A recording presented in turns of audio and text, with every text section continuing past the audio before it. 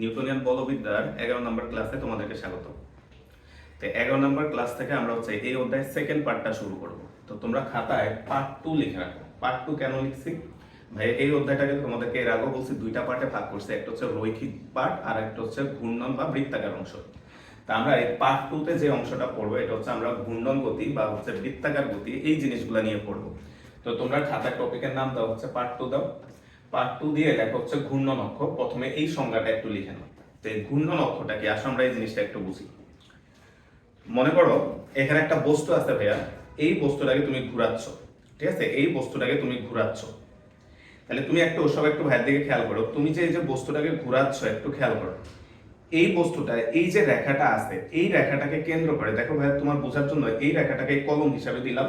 তুমি যখন বস্তুটাকে এভাবে ঘুরাচ্ছ দেখো, এই বস্তুটা এই কলমটাকে কেন্দ্র করে কি করবে ভাইয়া, ঘুরবে। তাহলে এই বস্তুর প্রত্যেকটা কণা এই কলমটাকে কেন্দ্র করে ঘুরতেছে, তাহলে এই কলমটাকে আমরা বলি হচ্ছে ঘূর্ণন অক্ষ। কি ভাইয়া, কোনো একটা বস্তু কণা বা কোনো একটা বস্তু যেই রেখাটাকে বা যে দণ্ডকে কেন্দ্র করে বৃত্তাকার পথে ঘুরে, তাহলে ওই রেখাটাকে বা ওই দণ্ডটাকে আমরা বলি হচ্ছে ঘূর্ণন অক্ষ। যেমন তুমি তোমার দরজার কথা চিন্তা করতে পারো ভাইয়া, দরজাকে তুমি যখন ঘুরাও, দরজাটা দেয়ালের সাপেক্ষে একটা অংশের সাথে যে অংশটা যুক্ত থাকে ওই অংশের সাপেক্ষে সে বৃত্তাকার পথে একটা ঘূর্ণন দেয়, তাহলে ওই অংশটাকে তুমি ঘূর্ণন অক্ষ বলতে পারো। কিংবা মনে করো একটা গরুকে তুমি দড়ি দিয়ে বেঁধে একটা খুঁটি গেড়ে ছেড়ে দিছো, তাহলে গরুটা কি করবে ভাইয়া, ওই খুঁটিটাকে কেন্দ্র করে সে বৃত্তাকার পথে এভাবে ঘুরবে, তাহলে ওই খুঁটিটাকে তুমি বলবো হচ্ছে ঘূর্ণন অক্ষ।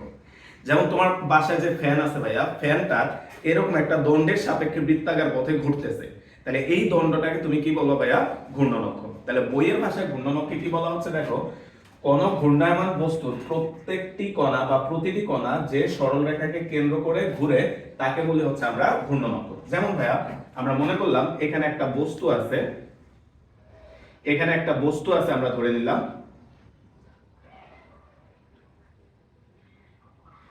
সবাই ছবিটা একটু আঁকি।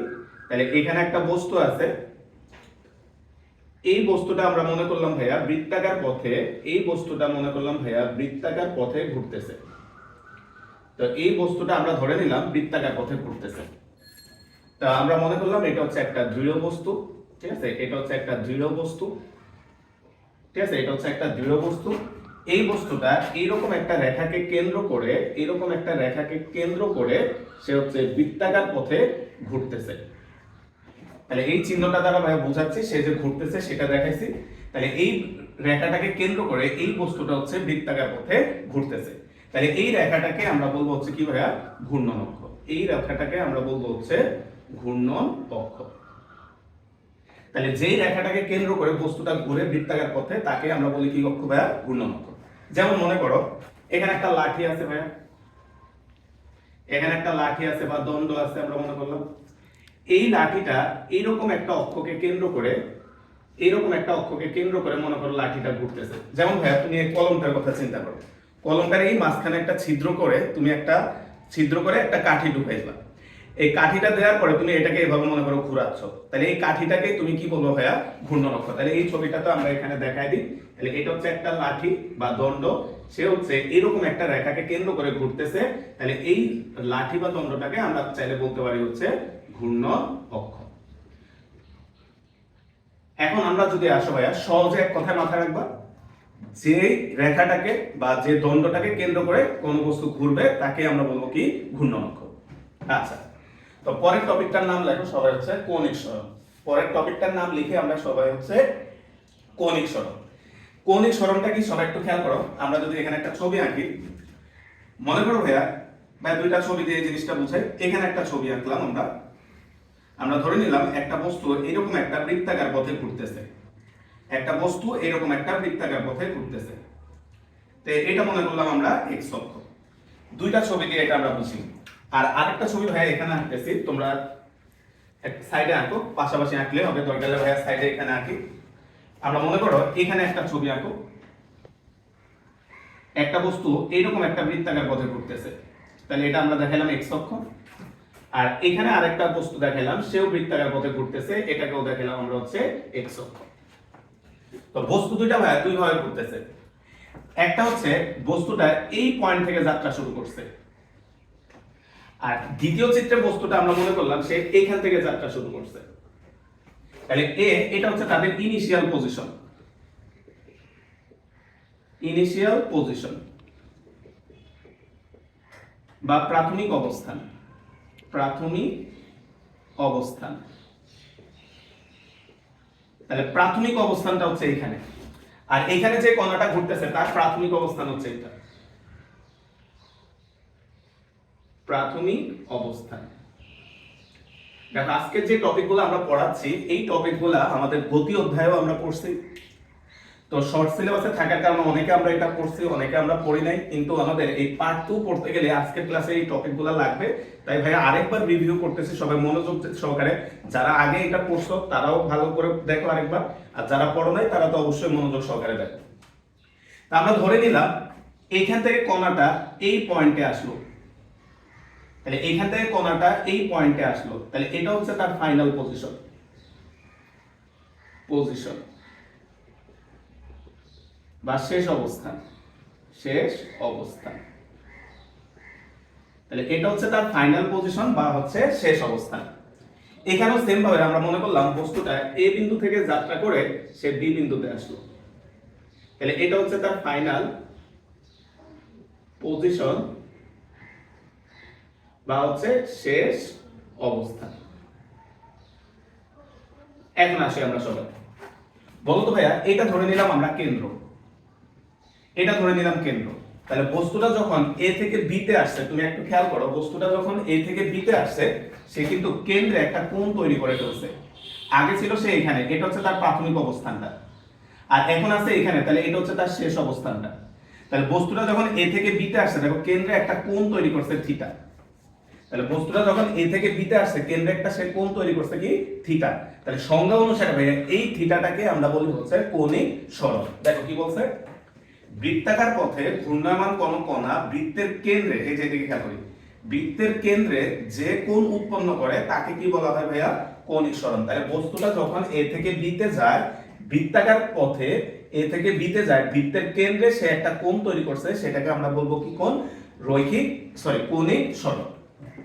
এখন আসো ভাইয়া, বস্তুটা যে এ থেকে বি তে গেছে, যে এ বি, এটাকে আমরা কি বলবো, এই এ বিটাকে আমরা বলি হচ্ছে রৈখিক সরণ। অর্থাৎ বস্তুটা যখন বৃত্তাকার পথে ঘুরবে তার দুইটা সরণ থাকে, এ বি কে আমরা বলি হচ্ছে রৈখিক সরণ, এ বি কে আমরা বলি হচ্ছে রৈখিক সরণ। আর থিটা যেটা আছে ভাইয়া, এই থিটাকে আমরা বলি হচ্ছে কৌণিক সরণ, কৌণিক সরণ। তাহলে আজকে থেকে একটা জিনিস মাথায় রাখবা, কোন বস্তু যখন বৃত্তাকার পথে ঘুরে একই সাথে তার দুইটা সরণ হয়, একটা হচ্ছে এই রেখা বরাবর যে সরণটা হয় তাকে আমরা বলি হচ্ছে রৈখিক সরণ, আর বৃত্তের কেন্দ্রে যে সরণটা হয় তাকে বলি হচ্ছে আমরা কি সরণ, কৌণিক সরণ। এবার সেকেন্ড চিত্রে আসি ভাইয়া, সেকেন্ড চিত্রে আমরা যদি আসি ভাইয়া, আমাদের বস্তুটা প্রথমে এই অবস্থানে আছে, বলো তো ভাইয়া, সে এক্স অক্ষের সাথে প্রাথমিক অবস্থায় অলরেডি একটা কোণ তৈরি করে আছে। তাহলে আমরা ধরে নিলাম সে এক্স অক্ষের সাথে প্রাথমিক অবস্থায় থিটা 1 কোণে আছে, কারণ আমরা জানি সকল কোণ কার সাপেক্ষে হিসাব করতে হয় ভাইয়া, এক্স অক্ষের সাপেক্ষে। তাহলে এক্স অক্ষের সাপেক্ষে অলরেডি সে থিটা 1 অ্যাঙ্গেলে আছে। এখন সে যখন এ থেকে বি তে আসছে ভাইয়া, এ থেকে সে যখন বি তে আসছে, এক্স অক্ষের সাথে আমরা ধরে নিলাম সে হচ্ছে থিটা 2 কোণ উৎপন্ন করছে। তাহলে এ থেকে যখন বি তে গেছে সে এক্স অক্ষের সাথে কতটুকু কোণ উৎপন্ন করছে, থিটা 2 কোণ উৎপন্ন করছে। তাহলে আগের মতো ভাই আমরা, সে আসছে কোথায় থেকে কোথায়, সে এ থেকে বি তে আসছে, তাহলে এ বি কে আমরা কি সরণ বলতে পারি ভাইয়া, এ বি কে আমরা হচ্ছে রৈখিক সরণ বলতে পারি, কারণ সে এ থেকে বি তে গেছে। তাহলে আমরা এখানে লিখলাম হচ্ছে এ বি সমান সমান হচ্ছে রৈখিক সরণ। এখন তোমরা একটু ভাইয়া ভিডিওটা পজ করে কৌণিক সরণটা কত এই চিত্র অনুসারে একটু নিজেরা চিন্তা করো, তারপরে ভাইয়ের সাথে মিলাই নাও কৌণিক সরণটা কত। তাহলে খেয়াল করো তো ভাইয়া, বস্তুটা কোন পজিশন থেকে কোন পজিশনে গেছে, বস্তুটা এ থেকে বি তে গেছে, তাহলে এ আর বি কে যুক্ত করলে বৃত্তের কেন্দ্রে কোন কোণটা উৎপন্ন হয়েছে ভাইয়া, এই অংশটা। তাহলে এটা হচ্ছে তার কৌণিক সরণ। তাহলে এতটুকুর মান কত বলো তো ভাইয়া, পুরা অ্যাঙ্গেলটা হচ্ছে আমাদের থিটা 2, এই পুরা অ্যাঙ্গেলটা হচ্ছে থিটা 2, এতটুকু হচ্ছে থিটা 1। তাহলে থিটা 2 থেকে থিটা 1 বাদ দিলে এটা পাবো, তাহলে থিটা 2 মাইনাস থিটা 1, এটাকে আমরা বলবো হচ্ছে কৌণিক সরণ, কৌণিক সরণ। তাহলে এটাই হলো আমাদের কৌণিক সরণগুলো আমরা বুঝলাম। এবার আসো পরের টপিকটার নাম দাও সবাই, কৌণিক সরণ ও রৈখিক সরণের মধ্যকার সম্পর্ক। কৌণিক সরণ, কৌণিক সরণ ও রৈখিক সরণের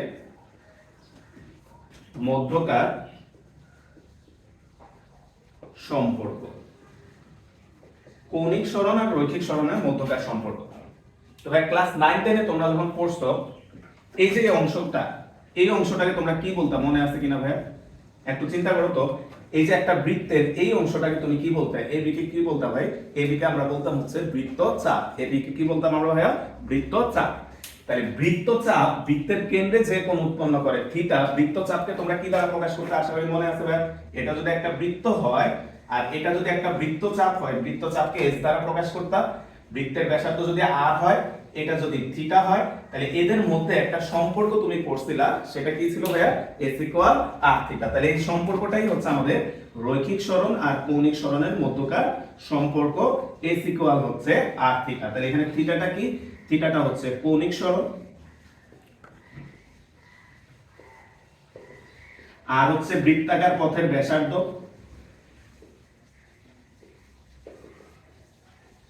পথের ব্যাসার্ধ, আর এস হচ্ছে আমাদের রৈখিক সরণ। এস হচ্ছে রৈখিক সরণ। তাহলে এই হচ্ছে আমাদের রৈখিক সরণ এবং কৌণিক সরণের মধ্যকার সম্পর্ক, এস ইকুয়াল আর থিটা। আমাদের পরের টপিকের নাম হচ্ছে কৌণিক বেগ। তো কৌণিক বেগের আগে নরমাল বেগের সংজ্ঞাটা কি ছিল? তো তোমরা নরমাল বেগের সংজ্ঞাটা ছিল এরকম: সময় ব্যবধান শূন্যের কাছাকাছি হলে সময়ের সাথে বস্তুর সরণের হারকে, ওই যে আমরা যে সরণ বলছিলাম সেটা ছিল রৈখিক সরণের হারকে রৈখিক বেগ বলে। যেমন ভাইয়া এরকম ছিল, v ইকুয়াল ছিল হচ্ছে limit delta t tends to 0 del s divided by হচ্ছে ডেল টি। এটাকে তোমরা লিখতা কি ভাইয়া? ds by dt। তাহলে রৈখিক সরণের হারকে তুমি বলতা রৈখিক বেগ। তাহলে ঠিক একই ভাবে কৌণিক সরণের হারকে আমরা কি বলি ভাইয়া? কৌণিক বেগ। তাহলে দেখো কি বলা হচ্ছে, সময় ব্যবধান শূন্যের কাছাকাছি হলে সময়ের সাথে বস্তুর কৌণিক সরণের পরিবর্তনের হার। তাহলে আসো ভাইয়া আমরা এখান থেকে লিখতে পারি কৌণিক বেগ, সুতরাং কৌণিক বেগ এটাকে প্রকাশ করা হয় ওমেগা দ্বারা। ওমেগা সমান সমান কি বলছে ভাই? এদিকে একটু খেয়াল করো, কৌণিক সরণের পরিবর্তন। তাহলে কৌণিক সরণের পরিবর্তন মানে হচ্ছে ডেল থিটা। ডেল দ্বারা আমরা সাধারণত কি বুঝাই ভাইয়া? পরিবর্তনটাকে। আর হার মানে কি? সময় দ্বারা ভাগ, সময়ের পরিবর্তনের হার। তাহলে ডিভাইডেড বাই হচ্ছে ডেল টি। এখন ভাইয়া সময়ের এই যে পরিবর্তনটা সেটা কেমন? সংজ্ঞা শুরুতে বলে দিছে, সময় ব্যবধানটা মানে সময়ের পার্থক্যটা শূন্যের কাছাকাছি, মানে খুবই ক্ষুদ্র। তাহলে ক্ষুদ্র জিনিসটা কেমন আমরা সেটা লিখে দিচ্ছি, এই ডেল টি এর পরিচয়, ডেল টি টেন্ডস টু 0। তাহলে ভাইয়া তোমরা এটার সাথে মিলাও। তোমরা গতি অধ্যায়ে এই জিনিসগুলো আমরা পড়াইছিলাম যে তোমার সময় ব্যবধান শূন্যের কাছাকাছি হলে সময়ের সাথে রৈখিক সরণের হারকে বলা হয় হচ্ছে রৈখিক বেগ। ঠিক একইভাবে সময় ব্যবধান শূন্যের কাছাকাছি হলে সময়ের সাথে কৌণিক সরণের পরিবর্তনের হারকে কি বলা হয়? কৌণিক বেগ। তাহলে ভাইয়া এখানে যেমন এটাকে আমরা ds বাই dt লিখছি, তাহলে এখানে আমরা ওমেগাকে লিখতে পারি ওমেগা সমান সমান হচ্ছে d থিটা ডিভাইডেড বাই হচ্ছে dt। তাহলে এটা বক্স করি, আমাদের আজকে এই টপিকের প্রথম সূত্র ওমেগা ইজ ইকুয়াল হচ্ছে d থিটা ডিভাইডেড বাই হচ্ছে dt। এখন এখানে থিটাটা কি নির্দেশ করতেছে ভাইয়া? এই থিটাটা নির্দেশ করতেছে আমাদের কৌণিক সরণ। এটা নির্দেশ করতেছে ভাইয়া, একটু লিখে রাখো, কৌণিক সরণ। আর এটা হচ্ছে নির্দেশ করতেছে হচ্ছে ভাইয়া সময়।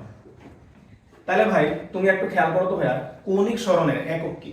কৌণিক সরণের একক কি ভাইয়া? রেডিয়ান। তাহলে এককটা হচ্ছে রেডিয়ান। তাহলে এই কৌণিক সরণ, এই কৌণিক সরণের একক হচ্ছে রেডিয়ান। রেডিয়ান। তাহলে কৌণিক সরণের একক হচ্ছে রেডিয়ান আর সময়ের একক কি ভাই? সেকেন্ড। তাহলে এটার এককটা দাঁড়াবে কি? কৌণিক বেগের এককটা দাঁড়াবে কি? কৌণিক বেগের একক। তাহলে কৌণিক বেগের একক হচ্ছে ভাই রেডিয়ান পার সেকেন্ড। তাহলে কৌণিক বেগের এককটা হচ্ছে রেডিয়ান পার সেকেন্ড। এবার আসো ভাই কৌণিক বেগের মাত্রা। কৌণিক বেগের মাত্রা, আসো আমরা এটা একটু দেখি। নরমাল যে বেগটা ছিল, নরমাল বেগের মাত্রাটা আমরা একটু দেখি। নরমাল বেগ ছিল হচ্ছে ভাইয়া রৈখিক বেগ, যেটা সরণ ডিভাইডেড বাই সময়। তাহলে সরণের মাত্রা ছিল এল, সময়ের মাত্রা ছিল টি, তাহলে এটার মাত্রা ছিল এল টি ইনভার্স 1। রৈখিক বেগের মাত্রা ছিল হচ্ছে এল টি ইনভার্স 1। তাহলে কৌণিক বেগের মাত্রাটা কত হবে এই জায়গায় একটু বোঝার আছে। বলতে আমরা যে এককগুলা লিখি, আমরা এককগুলা লিখি হচ্ছে এমকেএস পদ্ধতিতে। আমরা এককগুলা লিখি কোন পদ্ধতিতে? এমকেএস পদ্ধতিতে। এস মানে কি ভাইয়া? সেকেন্ড। সেকেন্ড মানে কি ভাইয়া? সময়। তাহলে সময়ের মাত্রা হচ্ছে ক্যাপিটাল টি। কে মানে কেজি, কেজি মানে হচ্ছে ভর, ভরের মাত্রা হচ্ছে ক্যাপিটাল এম। এম মানে হচ্ছে মিটার, মিটার মানে হচ্ছে দৈর্ঘ্য, দৈর্ঘ্যের মাত্রা হচ্ছে ভাইয়া ক্যাপিটাল এল। তুমি কখনো হয়তোবা খেয়াল করছো কিংবা করো নাই, 9-10 থেকে আজকে পর্যন্ত যত এককগুলা তুমি পড়ছো বা মাত্রাগুলা পড়ছো, দেখবা যে সবগুলা মাত্রা সময়, ভর এবং দৈর্ঘ্য মানে এমকেএস পদ্ধতি বলি আমরা। দেখবা যে মাত্রাগুলা দেখবা এল, এম, টি, এই তিনটা রাশির সাপেক্ষে আমরা মাত্রাগুলা লিখি এমকেএস পদ্ধতিতে। তাহলে ঠিক একইভাবে আমরা যদি এখানে আসি, তুমি একটু খেয়াল করো তো, কৌণিক বেগ মানে হচ্ছে কৌণিক সরণ ডিভাইডেড বাই সময়। তাহলে বলো তো ভাইয়া, এইখানে যে মাত্রাগুলো আছে, এই মাত্রাগুলো কোন রাশিটা এখানে আছে? ভাইয়া একটু লিখতেছি, ওমেগা মানে তোমাদের লেখার দরকার নেই ভাইয়া, এটা আছে কৌণিক সরণ ডিভাইডেড বাই হচ্ছে সময়। তাহলে এমকেএস পদ্ধতিতে কে এখানে আছে দেখো তো ভাইয়া, সময়টা। তাহলে সময়ের এই জায়গায় যদি ভাইয়া টি লিখি, কৌণিক সরণের কি কোনো মাত্রা আছে এদিকে খেয়াল করো তো ভাইয়া? এমকেএস পদ্ধতিতে নাই, তাহলে এটারও কোনো মাত্রা নাই, তাহলে এর মাত্রাটা হচ্ছে জাস্ট টি ইনভার্স 1। পরীক্ষায় এটা অনেকবার এমসিকিউতে আসে, কারণ স্টুডেন্টরা ভুলে এটার সাথে মিল রেখে এই মাত্রাটা দাগায় ফেলে। তাহলে এটার মাত্রা শুধুমাত্র কি ভাইয়া? টি ইনভার্স বা টি টু দি পাওয়ার -1। কৌণিক বেগের মাত্রা হচ্ছে টি ইনভার্স। এখন ভাইয়া তোমাদেরকে যদি ভাইয়া আরেকটা জিনিস শিখাই, সেটা হচ্ছে কম্পাঙ্ক। বলতো কম্পাঙ্ক এফ ইকুয়াল আমরা জানি হচ্ছে 1/t। এই টিটা হচ্ছে পর্যায়কাল। তাহলে কম্পাঙ্কের মাত্রাটা যদি তুমি লেখো, দেখো ভাইয়া কম্পাঙ্কের মাত্রাটাও কিন্তু টি ইনভার্স। কম্পাঙ্কের মাত্রাও কিন্তু কি ভাইয়া? টি ইনভার্স। তাহলে সবাই একটু খেয়াল করো তো, কৌণিক বেগের মাত্রাও টি ইনভার্স, কম্পাঙ্কের মাত্রাও টি ইনভার্স, তাই কৌণিক বেগকে কৌণিক কম্পাঙ্ক বলা হয়। তাহলে লেখা হচ্ছে ভাইয়া, আমরা এই জায়গায় যদি লিখে রাখি, কৌণিক বেগকে কৌণিক কম্পাঙ্ক বলা হয়। কৌণিক কম্পাঙ্ক ও বলা হয়। তাহলে দেখো ভাইয়া, কৌণিক বেগকে কৌণিক কম্পাঙ্ক বলা হয়। তাহলে যারা বুঝার চাও তারা এটা লিখে রাখতে পারো কোনো এক জায়গায় দিয়ে, যে কেন আমরা কৌণিক বেগটাকে কৌণিক কম্পাঙ্ক বলা হয়। কারণ কম্পাঙ্কের মাত্রা এবং কৌণিক বেগের মাত্রা কি ভাইয়া? সেম। এই কারণে আমরা কৌণিক বেগটাকে কি বলি? অনেক সময় কৌণিক কম্পাঙ্ক বলা হয়। আসো আমরা সামনে আগে।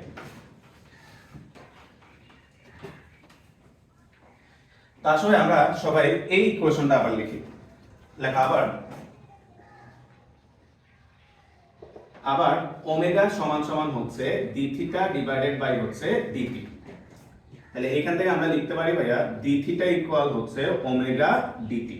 এটাকে এদিকে জাস্ট গুণ করে দিছি। তাহলে ডি থিটা ইকুয়াল হচ্ছে ওমেগা ডিটি। তাহলে তুমি একটু খেয়াল করো তো ভাইয়া, একটা বৃত্তাকার পথে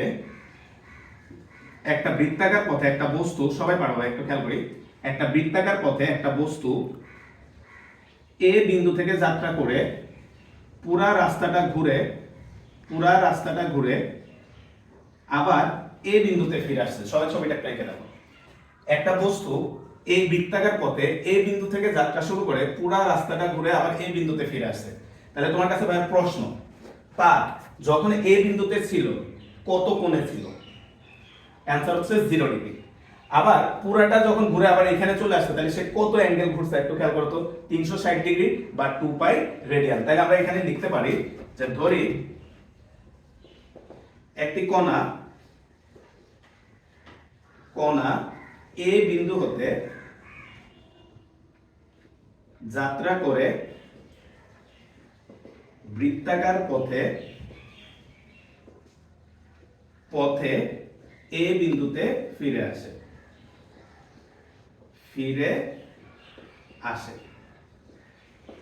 তাহলে সুতরাং ইন্টিগ্রেশন অফ ডি থিটা সমান সমান ইন্টিগ্রেশন অফ ওমেগা ডিটি।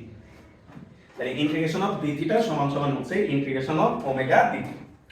তাহলে ভাই আমরা এখানে লোয়ার লিমিট বসাবো। তাহলে বলো তো যখন এ বিন্দুতে ছিল সে কত কোণে ছিল, একদম ইনিশিয়ালি 0 ডিগ্রিতে বা 0 রেডিয়ান 0। তাহলে এইখান থেকে সে বৃত্তাকার পথে ঘুরে আবার যখন এতে আসছে তাহলে সে কত রেডিয়ান কোণ উৎপন্ন করছে ভাইয়া, 2 পাই। তাহলে এখানে আপার লিমিট লিখলাম হচ্ছে 2 পাই। যখন সে এই বিন্দুতে ছিল তার সময়টা কত, এখানে যেহেতু ডিটি আছে সময়টা কত ভাইয়া, 0। বলো তো ভাই সবাই পারবা, একটা বস্তু বৃত্তাকার পথে যে বিন্দু থেকে যাত্রা করে আবার ওই বিন্দুতে ফিরে আসতে যে সময় লাগে তাকে আমরা বলি কি ভাইয়া, পর্যায়কাল। তাহলে এখানে বসা হচ্ছে পর্যায়কাল ক্যাপিটাল টি। তাহলে ভাই আবার বলতেছি দেখো লিমিটটা, যখন এ তে আছে টাইমটা কত, 0। এ থেকে যাত্রা করে আবার যখন এ তে ফিরে আসছে তাহলে একটা পূর্ণ স্পন্দন হয়েছে, তাহলে একটা পূর্ণ স্পন্দনে যে সময় লাগে তাকে আমরা বলি পর্যায়কাল, তাই তার আপার লিমিটটা হচ্ছে পর্যায়কাল। তাহলে আমরা যদি এখানে ইন্টিগ্রেশনটা করি ভাইয়া, তোমরা জানো সবাই ইন্টিগ্রেশন অফ dx মানে হচ্ছে x, তাহলে ইন্টিগ্রেশন অফ d থিটা মানে কত হবে ভাইয়া, থিটা। তাহলে ইন্টিগ্রেশন অফ d থিটা এটা যদি আমরা ভাঙাই তাহলে এটা আসবে হচ্ছে থিটা, লিমিট আসবে হচ্ছে 0 থেকে 2 পাই, এখানে ভেরিয়েবল হচ্ছে d থিটা, ওমেগাটাকে আমরা বের করে নিয়ে আসি 0 থেকে t ইনটু হচ্ছে dt। তাহলে এখানে আপার লিমিট লোয়ার লিমিট বসাও, থিটার জায়গায় একবার আপার লিমিট বসালাম 2 পাই মাইনাস হচ্ছে 0 ওমেগা ইনটু হচ্ছে t, লিমিট হচ্ছে 0 থেকে ক্যাপিটাল টি। তাহলে এটা আমরা পাইলাম হচ্ছে 2 পাই সমান হচ্ছে ওমেগা t মাইনাস 0। তাহলে এখান থেকে আমরা পাবো হচ্ছে 2 পাই ইকুয়াল হচ্ছে ওমেগা t। তাহলে সুতরাং ওমেগা ইকুয়াল হচ্ছে 2 পাই বাই ক্যাপিটাল টি। তাহলে দেখো আমরা আরেকটা ইম্পর্টেন্ট সূত্র নিয়ে আসলাম, কৌণিক বেগ বা কৌণিক কম্পাঙ্ক ওমেগা ইকুয়াল হচ্ছে 2 পাই বাই ক্যাপিটাল টি। তাহলে এখানে আমরা একটু লিখে রাখো ওমেগা কৌণিক বেগ বা কৌণিক কম্পাঙ্ক। তাহলে এখানে ওমেগাটা হচ্ছে কৌণিক বেগ বা কৌণিক কম্পাঙ্ক। এবার আসো আবার কম্পাঙ্ক f ইকুয়াল হচ্ছে 1/t। তাহলে এখান থেকে যদি তুমি t এর মান বের করো তাহলে t ইকুয়াল আসবে হচ্ছে 1/f। তাহলে t এর এই যে ভ্যালুটা বের করলাম 1/f, এই মানটা এখানে বসায় দাও। তাহলে t এর এই মানটা যদি আমরা এখানে বসাই দিই ওমেগার জায়গায়, তাহলে সুতরাং ওমেগা ইকুয়াল হচ্ছে 2 পাই বাই t বা 2 পাই ডিভাইডেড বাই 1/f। তাহলে ফাইনালি আমরা পাবো হচ্ছে 2 পাই f। তাহলে আমরা ওমেগার আরেকটা সূত্র হচ্ছে ওমেগা ইকুয়াল হচ্ছে 2 পাই f। এখানে f টা যেটা ভাইয়া এটা হচ্ছে নরমাল যে কম্পাঙ্কটা আছে রৈখিক কম্পাঙ্ক, আর এটা হচ্ছে কৌণিক কম্পাঙ্ক। তাহলে ওমেগা ইকুয়াল, তাহলে ওমেগার দুইটা সূত্র আমরা শিখলাম, একটা হচ্ছে omega equal 2 pi by capital T, আর একটা হচ্ছে ওমেগা ইকুয়াল 2 পাই f। আসো আবার ধরে n বার ঘুরতে বস্তুটির সময় লাগে সমান সমান হচ্ছে t। অর্থাৎ বৃত্তাকার পথে n বার ঘুরতে, মনে করো 10 বার 20 বার 30 বার ঘুরতে তার সময় লাগে কত ভাইয়া, t। তাহলে সুতরাং একবার ঘুরতে বস্তুটির সময় লাগে সমান সমান হচ্ছে t বাই n। তোমরা একটু চিন্তা করো তো ভাইয়া, একবার ঘুরতে যে সময় লাগে ভাইয়া যেটা বের করলাম t বাই n, এটা কি? তুমি জাস্ট একটু চিন্তা করো যে একবার ঘুরতে যে সময়টা লাগছে t বাই n এটা কি? তাহলে দেখো ভাই একটু আগে ভাই বুঝাইছি, এই পয়েন্ট থেকে যাত্রা করে আবার ঘুরে যখন এখানে আসবে, এখানে আসার যে সময়টা, একবার ঘুরে সে আবার আগের জায়গায় আসতে যে সময়টা, এটাকে আমরা কি বলি ভাইয়া, এটাকে আমরা বলি হচ্ছে পর্যায়কাল। তাইলে একবার ঘুরতে বস্তুটির সময় লাগে t বাই n, চাইলে তুমি এটাকে কি বলতে পারো ভাইয়া, পর্যায়কাল। তাহলে সুতরাং পর্যায়কাল t is equal হচ্ছে t বাই n। তাহলে ভাইয়া এই t এর মান আবারও এই ইকুয়েশনটাকে বসাও। তাহলে আমরা ওমেগার সূত্রটা লেখো, তাহলে লিখে আমরা আবারও এই মানটা নিয়ে আমরা এখানে বসাই। তাহলে লেখা হচ্ছে এখন ওমেগা ইকুয়াল হচ্ছে 2 পাই বাই t বা 2 pi divided by t, t মানে কত, t বাই n। t এর জায়গায় আমরা বসাইলাম t বাই n। তাহলে আমরা ফাইনালি ইকুয়েশনটা পাবো হচ্ছে 2 পাই n ডিভাইডেড বাই হচ্ছে t। তাহলে ওমেগার আরেকটা সূত্র আমরা পাইলাম হচ্ছে ওমেগা ইকুয়াল হচ্ছে 2 পাই n ডিভাইডেড বাই t। তাহলে ফাইনালি এখন ভাইয়া সবগুলা সূত্র একসাথে লিখে দিচ্ছি। তাহলে তোমরা লেখো সুতরাং কৌণিক বেগ বেগ বা কৌণিক কম্পাঙ্ক কম্পাঙ্ক কৌণিক বেগ বা কৌণিক কম্পাঙ্ক ওমেগা কি কি পাইলাম আমরা? একটা হচ্ছে ডি থিটা ডিভাইডেড বাই হচ্ছে ডিটি। তাহলে প্রথম সূত্রটা আমরা পাইছি হচ্ছে ওমেগা মানে হচ্ছে d theta divided by dt. দুই নম্বরে আমরা সূত্রটা পাইলাম হচ্ছে ওমেগা ইকুয়াল হচ্ছে 2 পাই বাই টি। তিন নম্বরে আমরা পাইছি হচ্ছে ওমেগা সমান সমান হচ্ছে 2 পাই এফ। আর সর্বশেষ 4 নম্বর যে সূত্রটা পাইলাম ওমেগা ইকুয়াল হচ্ছে 2 পাই এন ডিভাইডেড বাই হচ্ছে টি। তাহলে এখানে এনটা একটু ইম্পর্টেন্ট, এনটা একটু লিখে রাখো গোল্লা দিয়ে। এই এনটাকে আমরা বলবো হচ্ছে ঘূর্ণন সংখ্যা, ঘূর্ণন সংখ্যা। আর টিটা হচ্ছে কি ভাইয়া? প্রয়োজনীয় সময়। এটা হচ্ছে সময়। তাহলে এটা হচ্ছে ঘূর্ণন সংখ্যা এনটা, আর টিটা হচ্ছে কি ভাইয়া? প্রয়োজনীয় সময়। তো ভাইয়া দেখো আমরা কৌণিক বেগটা পড়ছি, এখন আমরা দেখবো কৌণিক বেগ এবং রৈখিক বেগের মধ্যকার সম্পর্ক। তাহলে টপিকের নাম লেখো ভাইয়া কৌণিক বেগ ও রৈখিক বেগের মধ্যকার সম্পর্ক। তাহলে পরের টপিকটার আমরা নাম লেখা হচ্ছে কৌণিক বেগ ও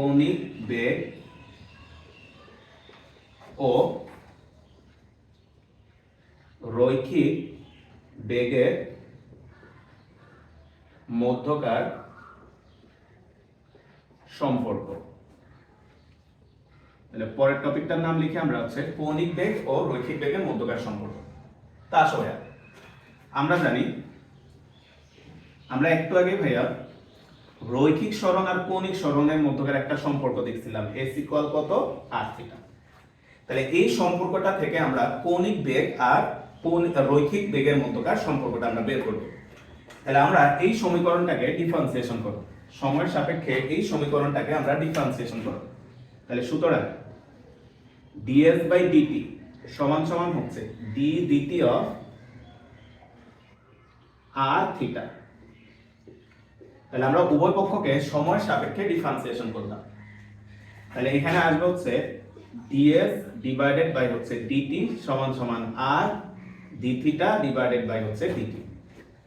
তো ভাই সবাই ঠান্ডা মাথায় একটু নিজেরা চিন্তা করো তো ভাই এটা কি? এটা হচ্ছে কৌণিক সরণের হার, আর এটা কি ভাইয়া? এটা হচ্ছে রৈখিক সরণের হার। তাহলে এটা হচ্ছে আমাদের রৈখিক সরণের হার। তাহলে রৈখিক সরণের হার কি হবে? রৈখিক বেগ। এটা হচ্ছে কৌণিক সরণের হার, তাহলে এটা হবে কি ভাইয়া? কৌণিক বেগ। তাহলে আমরা যদি এখানে মান বসাও, তাহলে রৈখিক বেগের হার, সরণের হার, তাহলে রৈখিক বেগ v সমান হচ্ছে r। এটা হচ্ছে কৌণিক সরণের হার, তাহলে এটা হচ্ছে কৌণিক বেগ। তাহলে আমাদের সম্পর্কটা হচ্ছে v ইকুয়াল হচ্ছে r ওমেগা। খুবই ইম্পর্টেন্ট একটা সম্পর্ক ভাইয়া। তাহলে রৈখিক বেগ আর কৌণিক বেগের মধ্যকার সম্পর্কটা হচ্ছে v ইকুয়াল r ওমেগা। তো লেখা হচ্ছে ভেক্টর রূপ। তো এটা মাঝে মাঝে এমসিকিউ তে আসে ভাইয়া, ভেক্টর রূপ v ভেক্টর ইকুয়াল হচ্ছে ওমেগা ভেক্টর ক্রস হচ্ছে r ভেক্টর। এটা একটু লিখে রাখো। ভেক্টর রূপে এই সূত্রটা দাঁড়ায় হচ্ছে v ভেক্টর ইকুয়াল হচ্ছে ওমেগা ভেক্টর ক্রস হচ্ছে r ভেক্টর। আমরা পরের যে টপিকটা শুরু করব এখন, তো লেখা হচ্ছে কৌণিক ত্বরণ। ঠিক আছে, কৌণিক ত্বরণের সংজ্ঞাটা তোমরা একটু লিখে নাও। কৌণিক ত্বরণ কাকে বলে? তো এখানেও সেম আগের মতো দেখো, সময় ব্যবধান শূন্যের কাছাকাছি হলে সময়ের সাথে বস্তুর কৌণিক বেগের পরিবর্তনের হারকে। যখন আমরা রৈখিক ত্বরণ পড়াইছিলাম ভাইয়া, দেখবা সংজ্ঞাটা লেখা ছিল সময় ব্যবধান শূন্যের কাছাকাছি হলে সময়ের সাথে বস্তুর রৈখিক বেগের পরিবর্তনের হারকে রৈখিক ত্বরণ বলে। আর এখানে কৌণিক বেগের পরিবর্তনের হারকে কি বলি আমরা? কৌণিক ত্বরণ। তাহলে আমরা এখান থেকে লিখতে পারি সুতরাং কৌণিক ত্বরণ আলফা সমান সমান হচ্ছে limit delta t tends to 0 del omega divided by হচ্ছে ডেল টি। ডেল ওমেগা কি? ডেল ওমেগা হচ্ছে ভাইয়া যে কৌণিক বেগের পরিবর্তন, যে কৌণিক বেগের পরিবর্তন। তাহলে কৌণিক বেগ হচ্ছে ওমেগা, আর ডেল দ্বারা বোঝাচ্ছে কৌণিক বেগের পরিবর্তন। ডেল টি ক্ষুদ্র টাইমের ব্যবধান বা সময় পরিবর্তন। তাহলে আমরা এটাকে যদি লিখি, এটা দ্বারা হচ্ছে ডি ওমেগা ডিভাইডেড বাই হচ্ছে ডিটি। তাহলে সুতরাং আলফা ইকুয়াল হচ্ছে ডি ওমেগা ডিভাইডেড বাই হচ্ছে ডিটি। তাহলে এটা হচ্ছে আমাদের কৌণিক ত্বরণের সূত্রটা। এখন আমরা কৌণিক ত্বরণ আর রৈখিক ত্বরণের মধ্যকার সম্পর্ক যাব। তার আগে আমরা এককগুলো একটু লিখি। লেখা হচ্ছে একক, তাহলে এটার একক হবে রেডিয়ান পার সেকেন্ড স্কয়ার, আর মাত্রাটা কি হবে ভাইয়া? মাত্রাটা হবে হচ্ছে টি ইনভার্স 2। তো টপিকের নাম লেখো, পরবর্তী টপিকটা আমরা লিখলাম এখানে ভাইয়া লিখতেছি কৌণিক ত্বরণ, কৌণিক ত্বরণ ও রৈখিক ত্বরণের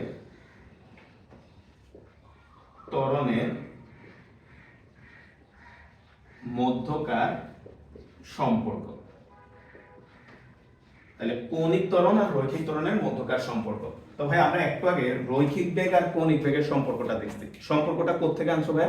সম্পর্কটা আমরা হচ্ছে রৈখিক সরণ আর কৌণিক সরণের সম্পর্ক থেকে আনছি। ঠিক একইভাবে আমরা ত্বরণের সম্পর্ক কোত্থেকে আনবো? বেগের সম্পর্ক থেকে। তাহলে দেখো আমরা জানি v ইকুয়াল হচ্ছে r ওমেগা। তাহলে আমরা জানি v ইকুয়াল হচ্ছে r ওমেগা। তাহলে বেগ থেকে যদি তুমি ত্বরণে যাইতে চাও, তাহলে কি করতে হবে? ডিফারেন্সিয়েশন। তাহলে আমরা আবারও সময়ের সাপেক্ষে উভয় পক্ষে ডিফারেন্সিয়েশন করে দিই। dv ডিভাইডেড বাই dt সমান হচ্ছে d dt of r omega. তো ভাই আমাদের এখানে যে rটা আছে, rটা কি বৃত্তাকার পথের ব্যাসার্ধ, ধ্রুবক। তাহলে rটাকে বের করে নিয়ে আসো। তাহলে এখানে আমরা লিখতে পারি হচ্ছে dv ডিভাইডেড বাই dt সমান সমান r d omega divided by হচ্ছে dt। তাহলে সবাই একটু খেয়াল করি ভাইয়া, বলতো এই জায়গায় এটা কি আসছে আর এই জায়গায় এটা কি আসছে? এখানে আসছে ভাইয়া কৌণিক বেগের পরিবর্তনের হার। তাহলে কৌণিক বেগের পরিবর্তনের হার কি? কৌণিক ত্বরণ। আর এখানে আসছে রৈখিক বেগের পরিবর্তনের হার। তাহলে এটা কি ভাইয়া? রৈখিক ত্বরণ। তাহলে রৈখিক ত্বরণকে আমরা প্রকাশ করি ভাইয়া a দ্বারা সমান সমান r, আর কৌণিক ত্বরণকে আমরা কি দ্বারা প্রকাশ করি? আলফা দ্বারা। তাহলে আরেকটা ইম্পর্টেন্ট সূত্র হচ্ছে a ইকুয়াল হচ্ছে r আলফা। আমরা এই ইকুয়েশনগুলো দেখবা আমাদের পরবর্তী ক্লাসগুলোতে, আমরা দেখবা যে এই ইকুয়েশনগুলো ব্যবহার করব।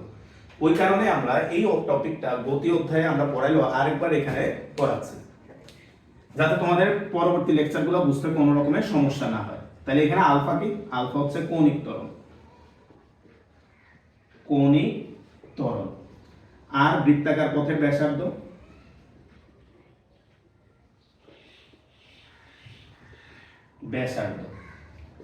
আর এ কি?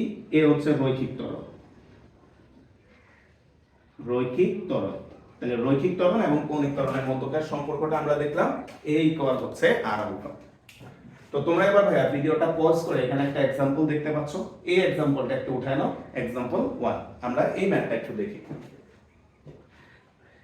আচ্ছা, আমরা এই ম্যাথটা একটু যদি দেখি, সবাই একটু খেয়াল করো। আমাদের ম্যাথটাতে কি বলা হচ্ছে? তোমাকে থিটার একটা ইকুয়েশন দেওয়া আছে, টাইম ডিপেন্ডেন্ট থিটার একটা সমীকরণ দেওয়া আছে, বলা হচ্ছে কৌণিক বেগ আর কৌণিক ত্বরণ নির্ণয় করো। তাহলে আমরা যদি সলিউশনে আসি এই ম্যাথটার, সবাই একটু খেয়াল করি। সলিউশন দেওয়া আছে কৌণিক সরণ থিটা ইকুয়াল হচ্ছে 2t square plus 4t minus হচ্ছে 3, এরকম একটা সমীকরণ দিয়ে দিছে। দেওয়ার পরে তোমাকে জিজ্ঞেস করছে কৌণিক বেগ আর কৌণিক ত্বরণ নির্ণয় করো। কখন? যখন t ইকুয়াল হচ্ছে 1 সেকেন্ড। যখন t ইকুয়াল হচ্ছে 1 সেকেন্ড, 1 সেকেন্ডের মুহূর্তে এই কণাটার কৌণিক বেগ কত আর কৌণিক ত্বরণ কত? তাহলে ভাই সবাই একটু খেয়াল করো, আমরা কৌণিক বেগের যে সূত্রটা জানি, তাহলে লেখা হচ্ছে আমরা জানি কৌণিক বেগ ওমেগা সমান সমান হচ্ছে d থিটা ডিভাইডেড বাই হচ্ছে dt। টাইম ডিপেন্ডেন্ট যে ইকুয়েশনটা ছিল সময়ের সাপেক্ষে, তাহলে আমাদের ইকুয়েশনটা দেখো সময়ের সাপেক্ষে দেওয়া আছে ফাংশন আকারে। তাহলে তোমাকে কৌণিক বেগ বের করতে হলে অবশ্যই কি করতে হবে ভাইয়া? ডিফারেন্সিয়েশন করতে হবে। তাহলে থিটার মানটা তুমি এখানে বসাও, বা ওমেগা সমান সমান d dt of 2t square plus হচ্ছে 4t মাইনাস হচ্ছে 3। তাহলে অপারেটর ভিতরে অপারেট করে দিলে এখানে আসবে 2t স্কয়ার, এটাকে অপারেট করলে আসবে হচ্ছে 4t, এটাকে অপারেট করলে আসবে 4, 3 কে ডিফারেন্সিয়েট করলে আসবে 0। তাহলে 0 না লিখলেও হবে। তাহলে আমরা ওমেগার এরকম একটা রাশিমালা পাইলাম। এখন তোমাকে কখন কৌণিক বেগটা বের করতে বলছে ভাই? t equal 1 second. তাহলে লেখা হচ্ছে যখন t ইকুয়াল হচ্ছে 1 সেকেন্ড তখন তখন ওমেগা সমান সমান 4 ইনটু 1 প্লাস হচ্ছে 4 সমান সমান 8 রেডিয়ান পার সেকেন্ড। তাহলে এই হচ্ছে আমাদের কৌণিক বেগটা। তোমাকে কৌণিক বেগ জিজ্ঞেস করছে, কৌণিক বেগটা হচ্ছে 8 রেডিয়ান পার সেকেন্ড। তো এই ম্যাথে আরেকটা জিনিস বের করতে বলছে ভাই, সেটা কি ভাই? কৌণিক ত্বরণ। তো ভাইয়া তুমি একটু খেয়াল করো তো, সরণকে ডিফারেন্সিয়েট করে তুমি কি পাইছো? কৌণিক বেগ। তাহলে কৌণিক বেগ থেকে যদি কৌণিক ত্বরণ বের করতে হয় তাহলে কৌণিক বেগটাকে আবার কি করা লাগবে? ডিফারেন্সিয়েশন করা লাগবে। তাহলে লেখা হচ্ছে আবার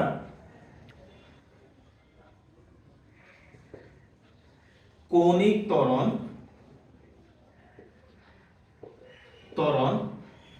আলফা সমান সমান হচ্ছে ডি ওমেগা ডিভাইডেড বাই হচ্ছে ডিটি। তাহলে কৌণিক ত্বরণ আলফা সমান সমান হচ্ছে ডি ওমেগা বাই ডিটি। তাহলে ওমেগার যে টাইম ডিপেন্ডেন্ট রাশিমালাটা সেটা এখানে বসায় দাও। তাহলে এখান থেকে আমরা লিখতে পারি আলফা সমান সমান ডি ডিটি অফ ওমেগা। তাহলে ওমেগা মানে কত? 40 প্লাস হচ্ছে 4। তাহলে সুতরাং আলফা সমান সমান ভাই ডিফারেন্সিয়েশন করো, 40 কে ডিফারেন্সিয়েট করলে 4 আর 4 কে ডিফারেন্সিয়েট করলে 0। তাহলে এটা आंसर হচ্ছে রেডিয়ান পার সেকেন্ড স্কয়ার। তাহলে কৌণিক ত্বরণটা আমরা পেলাম হচ্ছে 4 রেডিয়ান পার সেকেন্ড স্কয়ার। তো সবাই এবার 2 নাম্বার যে কোশ্চেনটা আছে এই প্রশ্নটা উঠাও, আর এটার সাথে বিবিআই দিয়ে রাখো অ্যাডমিশনে এবং তোমাদের একাডেমিক এমসিকিউতে এই টাইপের প্রশ্নগুলো খুবই খুবই ইম্পর্টেন্ট। এই ঘড়ি নিয়ে যে কোশ্চেনগুলো আসে, কি বলছে? একটা দেয়াল ঘড়ির মিনিটের কাঁটার দৈর্ঘ্য 18 সেন্টিমিটার হলে এর কৌণিক বেগ ও রৈখিক বেগ কত? তাহলে আমরা যদি এখানে আসি, ফার্স্টে লেখা হচ্ছে আমরা সলিউশনে যদি আসি, সলিউশন আমাদেরকে কি কি বের করতে বলছে দেখো তো ভাইয়া। এখানে ইম্পর্টেন্ট হচ্ছে কোন কাঁটাটা বলতেছে ঘড়ি, সেটা ইম্পর্টেন্ট। কোন কাঁটাটা বলছে ভাইয়া সবাই একটু খেয়াল করো তো। তোমাকে মিনিটের কাঁটার কথা বলছে। তোমাকে কোন কাঁটাটার কথা বলছে ভাইয়া? মিনিটের কাঁটাটার কথা বলছে। এখন আসো তো ভাইয়া আমরা যদি লিখি মিনিটের কাঁটা, মিনিটের কাঁটার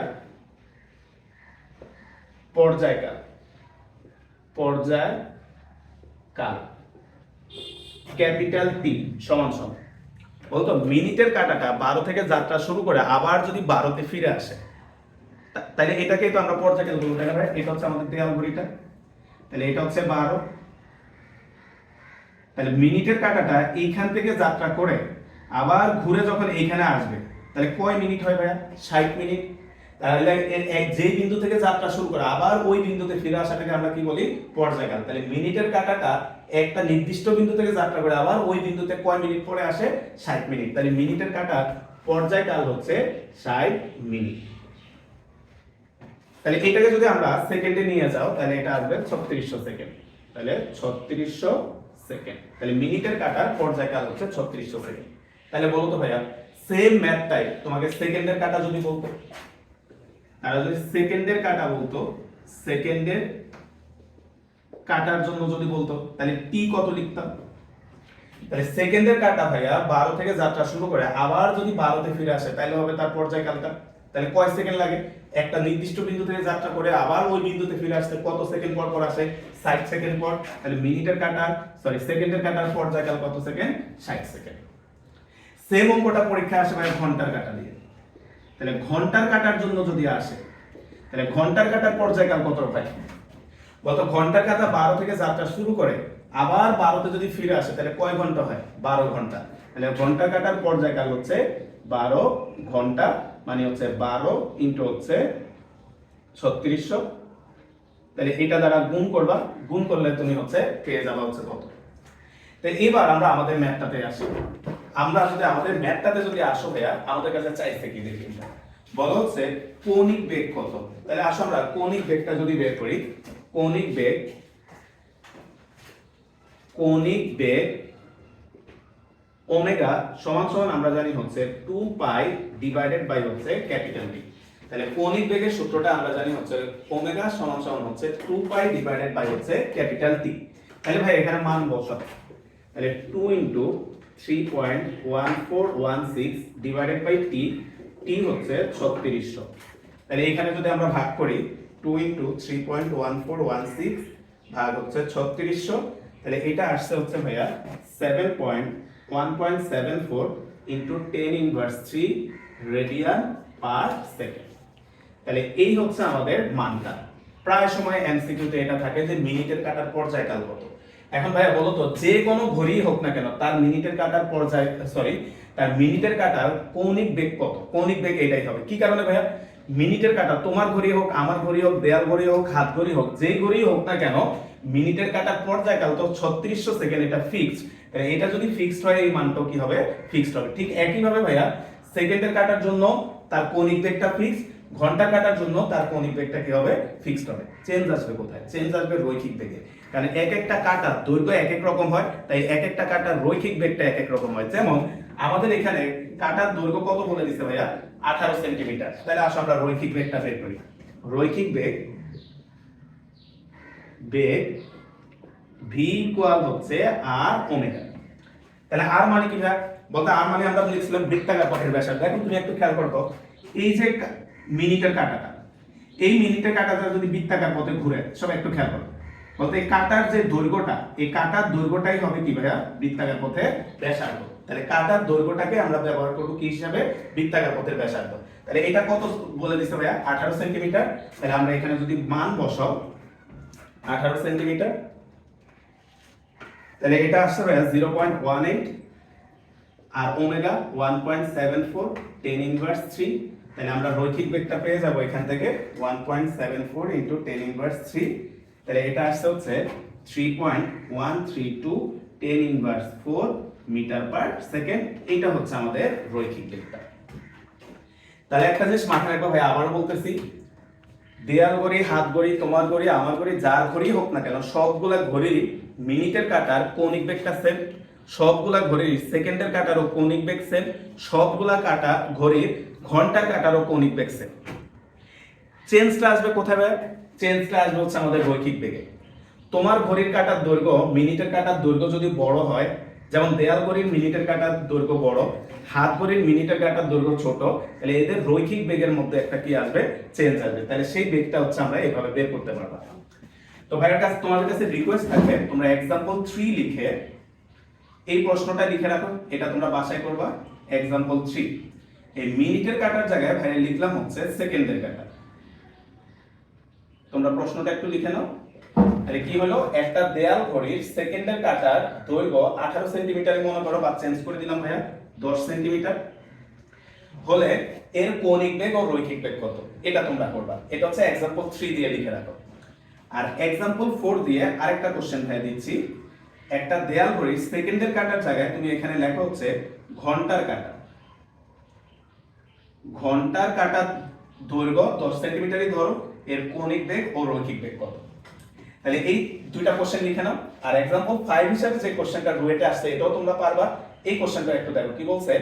একটি দেয়াল ঘড়ির মিনিটের কাটার দৈর্ঘ্য 20 সেন্টিমিটার হলে এর প্রান্তের রৈখিক বেগ কত? এই যে মাত্র ভাই যে ম্যাথটা করছে অনেকটা এই ম্যাথটার মতোই। তো তোমরা এই তিনটা ম্যাথ অবশ্যই এসডব্লিউ করে নিবা খাতায়। তো সবাই একটু খেয়াল করি, তোমরা 6 নাম্বার প্রশ্নটা লেখার আগে আমরা এখানে ভাই কয়েকটা সূত্র একটু লিখে দিচ্ছি যে ঘূর্ণন গতির ক্ষেত্রে গতি সূত্রগুলো কেমন হবে। তো তোমাদের মনে রাখার সুবিধার্থে এই জায়গায় লেখা হচ্ছে রৈখিক গতি, আর এই পাশে লেখা হচ্ছে ঘূর্ণন গতি। ঘূর্ণন গতি তাহলে তোমার মনে রাখতে সুবিধা হবে। তাহলে রৈখিক গতির ক্ষেত্রে আমাদের সূত্রটা ছিল, এক নাম্বার সূত্রটা ছিল হচ্ছে এরকম, v ইকুয়াল হচ্ছে u প্লাস at। তো ঘূর্ণন গতির ক্ষেত্রে ভাইয়া, ঘূর্ণন গতির ক্ষেত্রে এই সূত্রটা হয়ে যাবে হচ্ছে ওমেগা ইকুয়াল, ঘূর্ণন গতির ক্ষেত্রে আমরা বেগটাকে ওমেগা দ্বারা প্রকাশ করি, আর আদি বেগটাকে আমরা প্রকাশ করি হচ্ছে ওমেগা নট দ্বারা, ত্বরণটাকে আমরা প্রকাশ করি আলফা দ্বারা। তাহলে আমাদের সূত্রটা দাঁড়াবে হচ্ছে ওমেগা ইকুয়াল হচ্ছে ওমেগা নট প্লাস হচ্ছে আলফা টি। তারপরে আমরা জানতাম হচ্ছে s ইকুয়াল হচ্ছে u plus v divided by 2 into হচ্ছে t। 3 নাম্বার সূত্রটা জানতাম হচ্ছে v স্কয়ার ইকুয়াল হচ্ছে u স্কয়ার প্লাস 2as। আর 4 নম্বরে আমরা যে সূত্রটা জানি ভাইয়া সেটা হচ্ছে s ইকুয়াল হচ্ছে ut প্লাস হচ্ছে হাফ a t স্কয়ার। তো তো ভাইয়া তোমরা একটু ভিডিওটা পজ করে তোমরা নিজেরা একটু দেখো তো, একটা তো ভাইয়া লিখে দিছি, ইউ যে জায়গায় আসে সেই জায়গায় লিখবো হচ্ছে ওমেগা নট। আর এসটা কি বোঝায়? সরণ, রৈখিক সরণ। আর আমরা এখানে কৌণিক সরণটাকে কি দ্বারা প্রকাশ করি? থিটা। তুমি একটু দেখো তো এই সূত্রগুলো তুমি নিজে লিখতে পারো কিনা, তারপরে ভাইয়ের সাথে মিলায় নাও। তাহলে আসো আমরা যদি লিখি, তাহলে এস এর জায়গায় লিখবো হচ্ছে আমরা থিটা, কৌণিক সরণ, সমান সমান ইউ এর জায়গায় আসবে ওমেগা নট, ভি এর জায়গায় আসবে হচ্ছে ওমেগা ডিভাইডেড বাই 2 ইনটু হচ্ছে টি। 3 নাম্বার ভি স্কয়ার, তাহলে ওমেগা স্কয়ার সমান সমান ইউ এর জায়গায় আসবে omega not square plus 2as, এ মানে কি? আলফা আসবে এখানে, তাহলে 2 আলফা এস, এস মানে সরণ, সরণ মানে হচ্ছে কৌণিক সরণ থিটা। তারপর লাস্টের যে সূত্রটা আছে s equal ut plus half এটি স্কয়ার, তাহলে আমরা এখানে লিখব হচ্ছে থিটা সমান সমান ইউ, তাহলে omega not T plus half এটি স্কয়ার, তাহলে হাফ আলফা টি স্কয়ার। তাহলে দেখো আমরা রৈখিক গতির সূত্র আর কৌণিক গতির সূত্রগুলো মনে রাখা একদম সিম্পল। তো এই সূত্রটা বোঝা হলে তোমরা হচ্ছে ভিডিওটা পজ করে এই 6 নাম্বার কোশ্চেনটা দেখো। এটা খুবই ইম্পর্টেন্ট একটা কোশ্চেন ভাইয়া, প্রায় সময় ভর্তি পরীক্ষায় এই টাইপের একটা কোশ্চেন থাকে। তো আশা করি তোমরাও কোনো না কোনো এক্সামে এই টাইপের একটা প্রশ্ন কমন পাবা। তো আমরা আসলে এই ম্যাথটা সলভ করতে যদি যাই, এখানে কয়েকটা শব্দ একটু বুঝার আছে, এখানে একটু খেয়াল করো। এই যে দেখো মিনিটে 1200 বার ঘুরে, এটাকে অনেক সময় এভাবে বলে 1200 আরপিএম, এটা একটু লিখে রাখো। তাহলে আরপিএম মানে কি? রেভলিউশন পার মিনিট, অর্থাৎ প্রতি মিনিটে ঘূর্ণন সংখ্যা। তাহলে কোথাও যদি আরপিএম লেখা থাকে তাহলে এটা ভাই আবার বলতেছি 1200 রেভলিউশন পার মিনিট, তাহলে প্রতি মিনিটে 1200 বার ঘুরে। কিংবা কখনো কখনো দেখবা যে তোমরা এভাবে লেখা থাকে 1200 আরপিএস, তাহলে আরপিএস মানে কি? রেভলিউশন পার সেকেন্ড, প্রতি সেকেন্ডে 1200 বার। তাহলে এগুলো মাথায় রাখবা, আরপিএম এবং আরপিএস মানে কি। আসো ভাই, এখন কি বলা হচ্ছে? বলা হচ্ছে একটা বৈদ্যুতিক পাখা মিনিটে 1200 বার ঘুরে। তাহলে তুমি খেয়াল করো, তোমার মাথার উপরে একটা ফ্যান মনে করো প্রতি মিনিটে 1200 বার কনস্ট্যান্ট একটা স্পিডে ঘুরতেছে। এখন তুমি সুইচ বন্ধ করে দিলা, তাহলে তুমি একটু খেয়াল করো তো, পাখাটা প্রতি মিনিটে একটা কনস্ট্যান্ট স্পিড 1200 বার করে ঘুরতেছে। তুমি যখন সুইচটা বন্ধ করলা ভাই, তাহলে এর স্পিডটা এখন আস্তে আস্তে কমতে থাকবে, তাহলে এর ঘূর্ণন সংখ্যা আস্তে আস্তে কমতে থাকে, কমতে কমতে একটা পর্যায়ে ফ্যানটা থেমে যাবে, তাহলে সে হচ্ছে স্থির হয়ে গেল। তাহলে এই যে স্থির হওয়ার আগে সে কয়বার ঘুরছে তোমাকে সেটা বের করতে বলছে। তাহলে এই ঘূর্ণন সংখ্যাটা আমরা কিভাবে বের করবো ভাই, আগে একটু বুঝাই। তুমি একটু খেয়াল করো তো ভাইয়া, এইখান থেকে যাত্রা শুরু করে একটা কণা যখন আবার এখানে ফিরে আসে তখন আমরা তাকে বলি হচ্ছে একবার ঘুরো। তাহলে একবার যদি পাখাটা ঘুরে তাহলে সে কতটুকু কৌণিক সরণ অতিক্রম করে ভাইয়া? 2 পাই। তাহলে এগুলা লেখার দরকার না ভাইয়া, একটু বুঝাই দিই, পরে আমরা ম্যাথটা শুরু করতেছি। একবার ঘূর্ণনে কৌণিক সরণ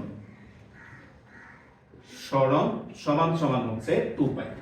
তাহলে একটা পাখা যদি একবার ঘুরে তার কৌণিক সরণ হয় কত ভাইয়া? 2 পাই। তাহলে ভাইয়া যদি উল্টা একটু হিসাবটা করি, এদিকে খেয়াল করো, 2 পাই কৌণিক সরণের ঘূর্ণন সংখ্যা হয় একবার, তাহলে 1 কৌণিক সরণের ঘূর্ণন সংখ্যা হবে কত? 1/2 পাই। তাহলে সুতরাং থিটা কৌণিক সরণের ঘূর্ণন সংখ্যা কত আসবে? থিটা ডিভাইডেড বাই হচ্ছে 2 পাই। তাহলে থিটা কৌণিক সরণের ঘূর্ণন সংখ্যা হবে কত ভাই? থিটা বা 2 পাই। তাহলে আমরা সহজে একটু লিখে রাখো, ঘূর্ণন সংখ্যা কাউন্ট করার সূত্রটা হচ্ছে ঘূর্ণন সংখ্যা সমান সমান হচ্ছে কি বের করলাম এখানে? থিটা বা 2 পাই। থিটা মানে কি? কৌণিক সরণ। তাহলে লেখা হচ্ছে কৌণিক সরণ ব্র্যাকেটে লিখলাম থিটা ডিভাইডেড বাই 2 পাই। তাহলে ঘূর্ণন সংখ্যা বের করার সূত্রটা হচ্ছে কৌণিক সরণ ডিভাইডেড বাই হচ্ছে 2 পাই। এখন আমরা কৌণিক সরণটা বের করব। আসো দেখো কিভাবে বের করব। তাহলে লেখা হচ্ছে দেওয়া আছে আদি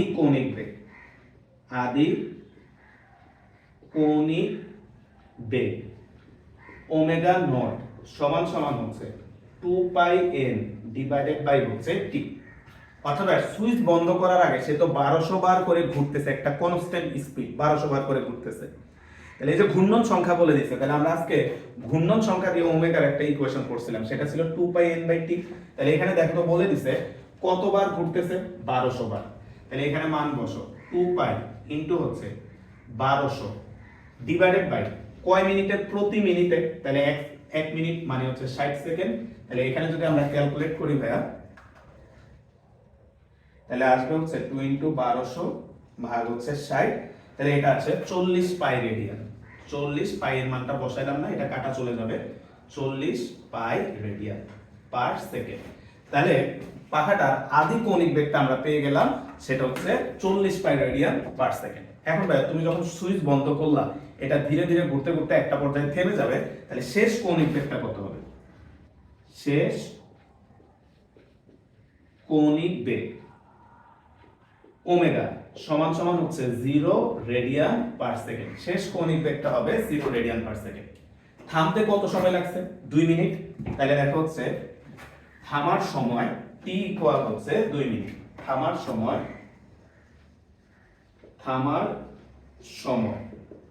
t ইকুয়াল হচ্ছে 2 মিনিট। তাহলে 2 মিনিট মানে হচ্ছে 120 সেকেন্ড। তা আমরা মেইনলি বের করব ঘূর্ণন সংখ্যা। আর ঘূর্ণন সংখ্যা বের করতে তোমাকে কি জানা লাগবে? কৌণিক সরণ। তাহলে লেখা হচ্ছে কৌণিক সরণ থিটা সমান সমান হচ্ছে কট। আমরা এটা বের করব।